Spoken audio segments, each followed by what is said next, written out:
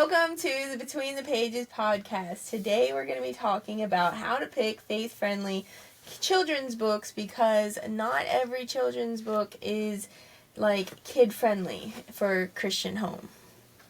Hi, I'm Jimmy. This is Sarah. This is our podcast. Yeah, I've been instructed to keep it short, so good luck with that, right? But yeah, that's a good topic. I think that's a timely topic. I mean, one of the things you have to consider is that from generation to generation, values change. Yeah. And what was okay for grandma and grandpa was maybe different for their children, and now, there's another generation. Oh yeah, we always see that in movies that are like old, and we'll be like, you would never get away with that today. Yeah. They would never be able to put that in a movie nowadays. Right, and so you have to, you get a recommendation. Somebody says, "Oh, this is a good book. This is something you should read," and or have. And the thing is, that's word of mouth is pretty powerful. Yeah. If someone it gives third party credibility. Well, I haven't read the book, but I know some people who have, and they give it rave reviews. Well, that's your way of saying, oh, I think it's good too, but you're not doing it, you're not putting your word on the line, really. You're using someone else's credibility. And so that happens a lot.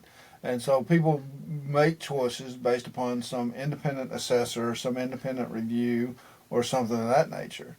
And then, they get the book, and it's like, well, yeah. Maybe. Yeah. It's not as good as I thought it was, right? So there's that aspect of it. Yeah, or it doesn't, one of the things we said was the quick filters that you can put on the books for your kids and looking over them is what does it say about God, people, and right versus wrong? Because each book kind of has that, even if it's not a Christian book or a Bible topic book, every book has right or wrong with it. And so then also how is it perceiving the authoritative people in the story, the parents or other teachers or others, and what does it portray about truth? So sometimes, you got to do a little reading over the book yourself before giving it to your kids. Yeah. But if you get a book and then maybe you already bought it, and you go through that checklist, and how does it leave your children more peaceful, hopeful, grounded, or anxious and confused? Well, if it's not healthy, you can just get rid of it. You don't have to keep it just because someone recommended it to you or you spent money on it. You just filter the books out. You don't want them getting that information. And so, right and wrong, it's become subjective. Yeah.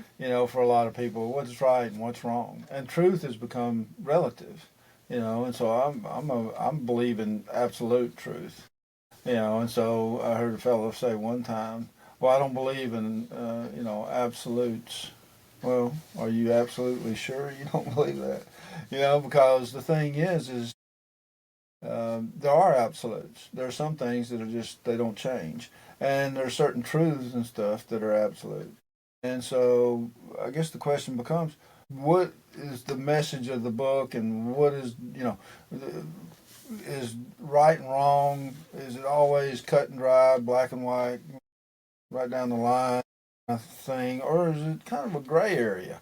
And if the book's kind of wishy-washy on what's right and what's wrong, then that can lead to confusion. Yeah. Because like you say, a child might think, well, adults are not Which smart. is why, talking about in the last podcast, the, explaining to your kids your values, your house values, right and wrong, and what the Bible says so that they can even make those decisions themselves. Right. And reading. Because you can filter out a lot when they're 3 and 4, but then it gets to a point that they're going to hear it and read it kind of regardless of if you want them to, sometimes, depending on their outside sources. Their friends reading it and they're sitting next to each other on the bus and they're like, oh, and read it together or something. And So there's only so much you can do, which is why it's really good to instill that thought in the kids early Well, on. like you say, I mean, it's good to instill thoughts and values in your children when they're young, because they'll grow up and there'll be a whole lot of other influences that come along. But at the same time, like we were talking about it earlier in the early part of this podcast, wrong and the values of, they change from generation to generation. And what was right for grandma and grandpa, like, my wife's family's grandmother and grandfather, they would not take out a loan. That was just not something they would do. They didn't trust banks. They've seen too many people lose their farm over somebody buy a tractor and lose the whole farm. I mean, just didn't trust that, so they would work to save money. Yeah. To buy the things that they want. Well, that value's gone today. I mean, basically people leverage their future earning ability to have the things that they want today.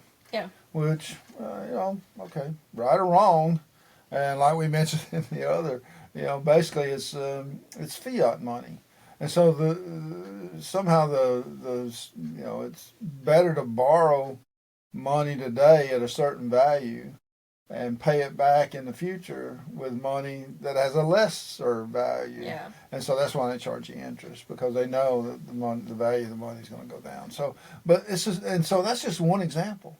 And so books and values and right and wrong, they change from generation to generation. So if you want to instill good values, well, one thing that doesn't change is the Bible. Yep.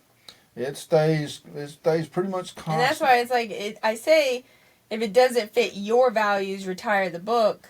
But your values should align with God's values. That's what we're working on, is aligning your thoughts with the Bible. And it's not really your thoughts, it's the Bible. And so with that, it's not necessarily that you're, oh, well, this doesn't fit my values. It's really, this doesn't fit the values of the Bible, and so we're just not going to partake in it, because that's not what you're trying to do.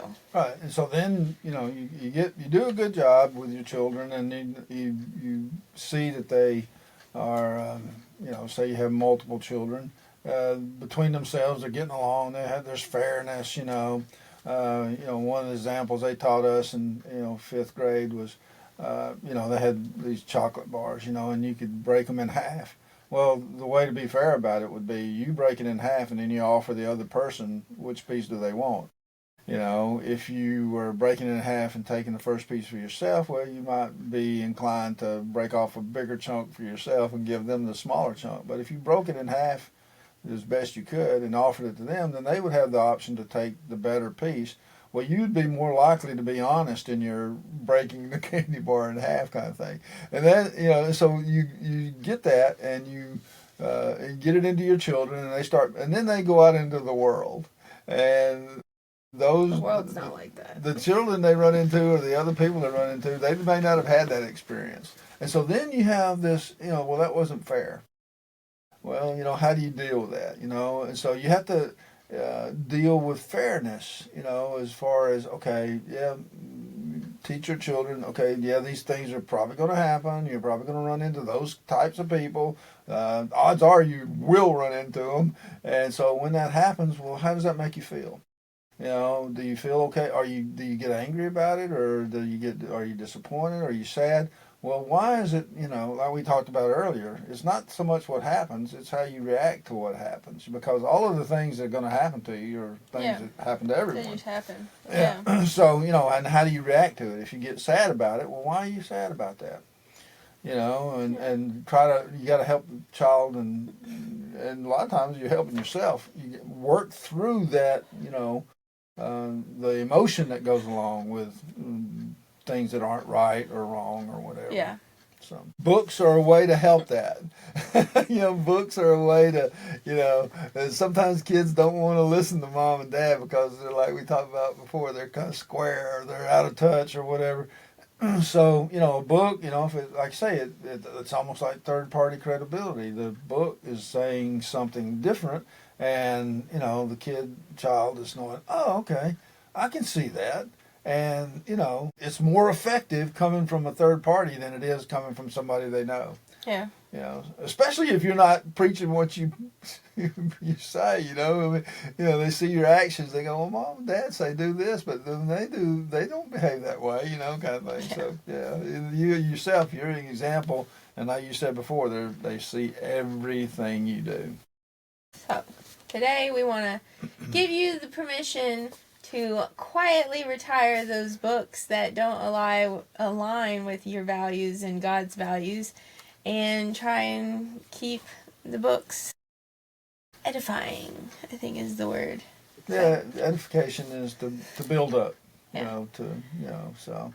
And edification is something that that's a good thing also. Sometimes the shortcomings of the person or the group or the team or whatever, but in spite of that, you edify them, you build them up, you don't tear them down. And so, if you edify long enough, eventually, people will improve. Yep. If you just tear down, you're constantly tearing away at somebody or something, it'll just give up. Yeah. And so there's a balance there, definitely hard to learn. Well, that is all that we have for you today. And we hope you enjoyed this episode Between the Pages podcast.